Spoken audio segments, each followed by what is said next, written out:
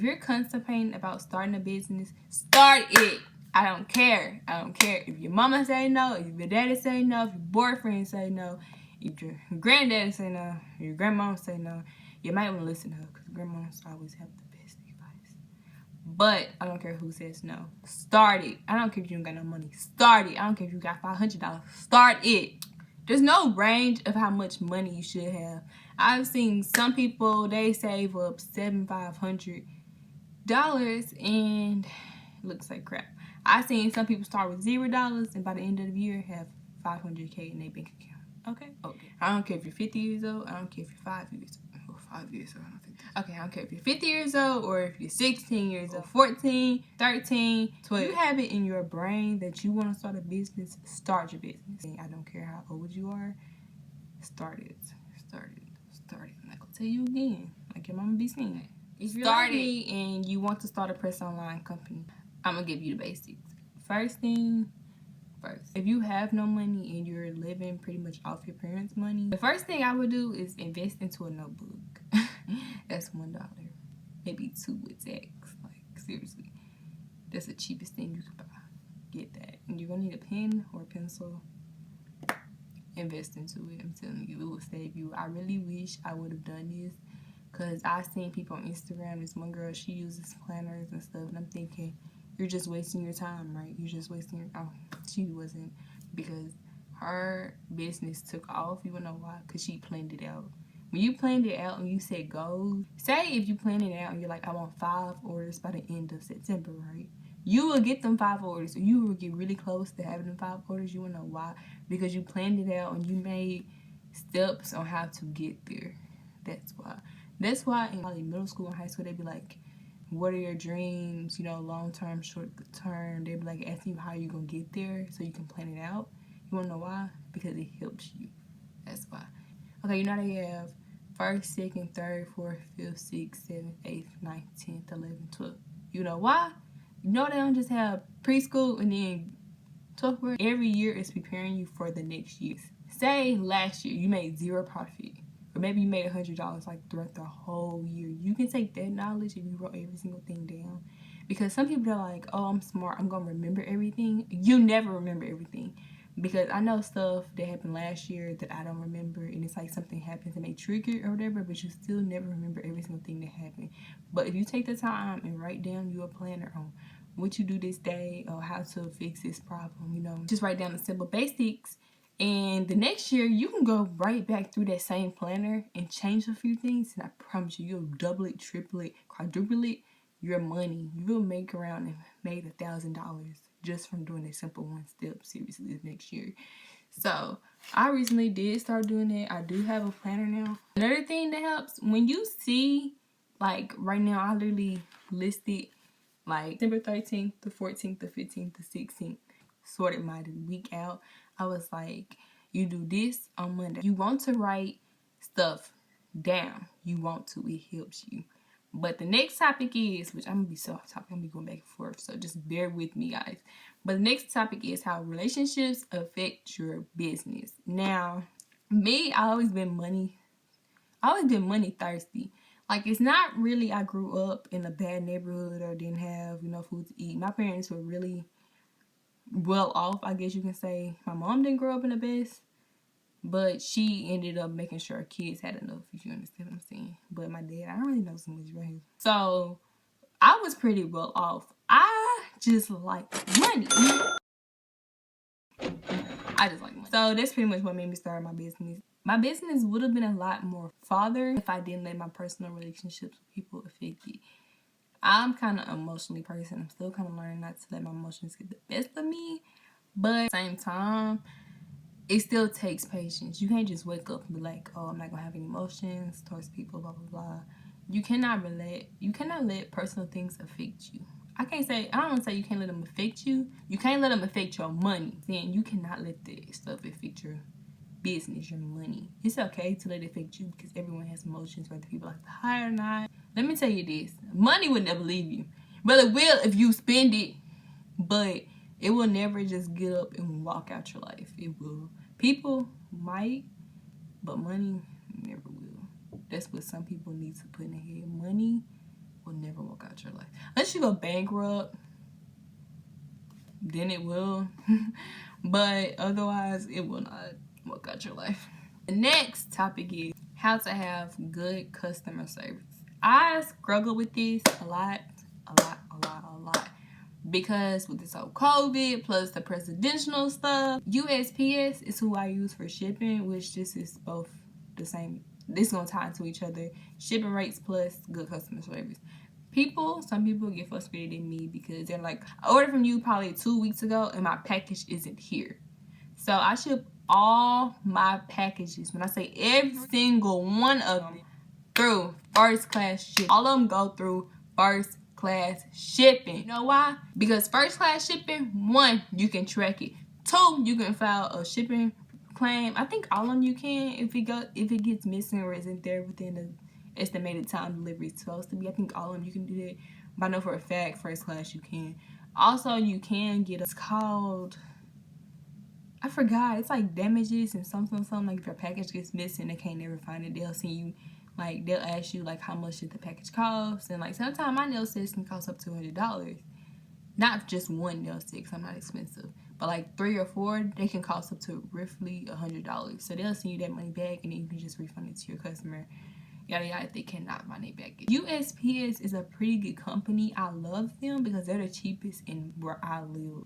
So it's like you need to research who has the cheapest shipping rates near me or where I live in my area. Yada yada yada. It may depend on what you ship, cause most of my nail sets, they're not even a pound. So they're usually like $3 to $4, sometimes $5 at the most. And if it's like a lot of nail sets in that one thing, then it may be a pound, just because how heavy the box is, not the nails. Like I said, you need to just research who has the cheapest shipping rates where you live, and that will help you a lot. But like I was saying about the customer service stuff, you have to keep a good attitude no matter what. I don't care if they're the nastiest people on earth. If they're just DMing you, saying nasty stuff, you can simply block them. But they're a customer that's purchased from you. Just make sure they get their nails, they're satisfied, and go on with your day. That's all you can do. And pat yourself on the back. That's it. You cannot determine people's attitudes towards you. Even if you're the nicest, sweetest person on the world, they're going to be nasty whether they want to or not. And that's just dead. Okay? That's just that. So just make sure that you're respectful for your brand, because what some people will do, they will literally wait till you get to the top and then they'll throw that thing from back in 2013 and right on your butt. And you're like, who are you? Because you've had thousands of customers since then. And they put out the receipts and you're like, oh, you were so nasty to me. Some people will do that. I've seen it happen. So like I said, just make sure you handle your business on your side at the end of the day and go along. Something else I want to say is for taxes wise or just insurance purposes, just to cover your own butt. I have this. I forgot where my mom got it from because she always had it. All the shipping receipts that I have shipped in June is when I really started. That's all the ones from June. Then July. Then August. And then September, it's only one because I'm rebranding, so I really haven't had that many customers. So you need to make sure that you keep them. Why? 1, taxes. Sometimes they can end up saving you money. Sometimes they don't. But either way, to cover your own butt, make sure you keep them. My mom also makes me keep the receipts I get from Dollar General, Dollar Tree, Walmart, whatever, Family Dollar, wherever, from spending on nail supplies.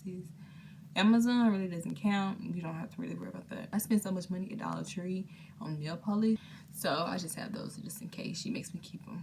Another thing we need to talk about is how to keep personal and business pages separate. Like, I used to follow like a bunch of nail people on my nail page. I just recently unfollowed everyone. It wasn't no disrespect. It was no problem. I didn't mean no harm from it. I just want my page to look more professional. I was researching it online, and sometimes people tend to take you more serious like that. So it's just a thing that I tried. I still support people. Like, I still repost their pictures on my page. Like, it's not like I'm trying to take the spotlight off of everyone or anything. So another reason I did that, because before I did that, I had like unfollowed. I was like following myself. Like, I had my nail page following my main page, and my main page following my nail page, and people would literally go through who follow my nail page and type in like Liyah and find my personal page, and then they will like request to follow me because back then I was private, and they request to follow me thinking like, oh, I'm gonna follow them back, and then they unfollow me. Y'all know that method. Do not do that method. It just, Instagram, one, can delete your account because it's like you're spamming. Like, you're gonna follow someone, they follow you back, and you unfollow them. So it's like you're unfollowing like 50, 75 people a day. And Instagram can literally report your account to get your account deleted from that. So do not try that method. And also, that's so disrespectful to people. They used to irritate the crap out of me. I've seen people post sexual things on a business page, just relationship things about like games they play, like a lot of things, and it's not good. Your followers do not want to see that. They follow your business page for a reason. That's to see whatever business you're promoting on that page.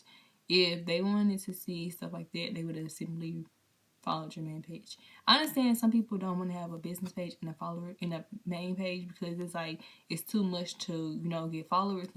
You should not convert them pages into two. That is so unprofessional to some people. I don't like seeing it, and I know it's other people out there that also do not want to see it. It makes you look a lot more professional when a person with 1,000 followers has the same kind of mentality as a person with 100K followers. And you want to get that image. That's the image you want to portray. And that helps you get more customers and just more following, if you understand what I'm saying. Something else, copyright. Copyright is the big thing in this world because people want to copyright their things. So if someone using it, they can get money off of it, basically. With copyright can happen a bunch of ways. Say you recreate someone else's design, which usually most of the time they don't even have the original design themselves. They got it off of someone also. This happened to me. A lady got mad because I recreated her design, which the recreate wasn't even an exact match to her design because I changed up a few things. But not even gonna lie, I was gonna give her credit once I posted it onto my page, like my actual nail page.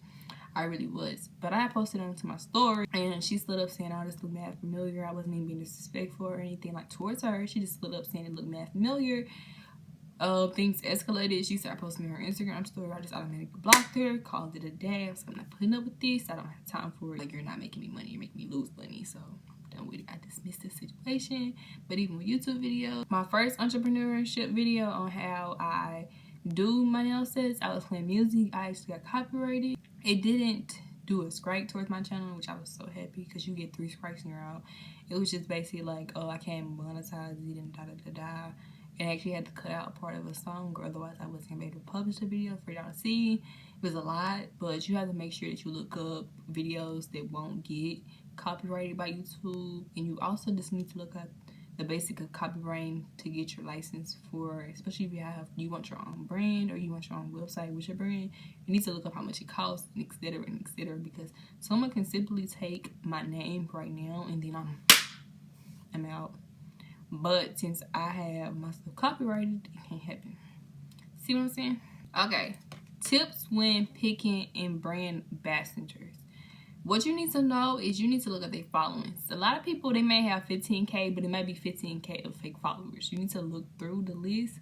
Take your time and look through it and see if they're real or fake. I know some people are fake. They may be real accounts, but look fake. You need to check them out. And just, you might want to DM some people that the people look close to and just ask them, is she relatable? Is he relatable? Blah, blah, blah, you know, stuff like that. Because you don't want to send someone your product and they never post it or never display it. So you might want to type up an agreement and have them ship it to them and sign it, just so y'all can have, if something bad happens, you can have this where it says he or she signed this agreement stating that they would advertise my product if I send it to them. Or you may also want to pay someone to advertise it versus just sending them a product. That's what some people do. They pay them versus sending product and they advertise it. But still, like I'm saying, with the paying, you might want to type up an agreement just to have your butt covered, because you never know. You get a brand ambassador for someone that posts these butt-neck pictures. No one wants to see that. I mean, some dudes may want to, but I know for my business, that's with pressing nails, no one wants to see that as a brand ambassador. They don't go to your brand ambassador page and see that. You understand? You want to find someone that's respectable, reliable. Anyways, I hope y'all enjoyed this video. Bye, guys.